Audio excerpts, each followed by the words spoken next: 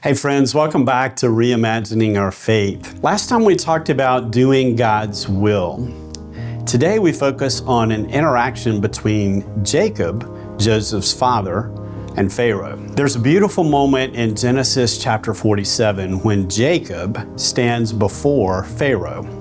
Pharaoh is the powerful ruler of Egypt. Jacob is an aging shepherd. But Scripture says Jacob blessed Pharaoh. Isn't that interesting? The world would expect the greater to bless the lesser, but God flips the script. Jacob may not look impressive, but he carries the blessing of God, and that changes everything. Pharaoh then asks Jacob his age, and Jacob replies, "The years of my pilgrimage are 130. My years have been few and difficult." Few? He was 130 years old. But compared to Abraham at 175 and Isaac at 180 years old, Jacob felt fairly young. What's even more striking is the word he uses, pilgrimage. Jacob understood something we sometimes forget.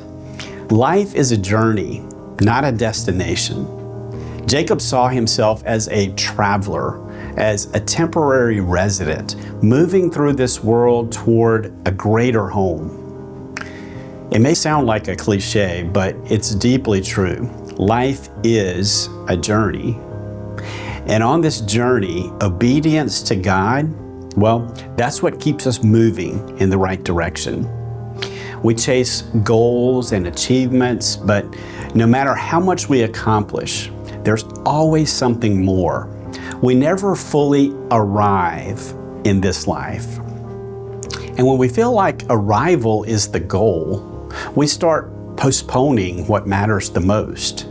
Time with family, nurturing friendships, forgiving other people, enjoying simple moments, even experiencing peace. These aren't extras. They're the very things that make the journey meaningful. So here's a simple, practical exercise.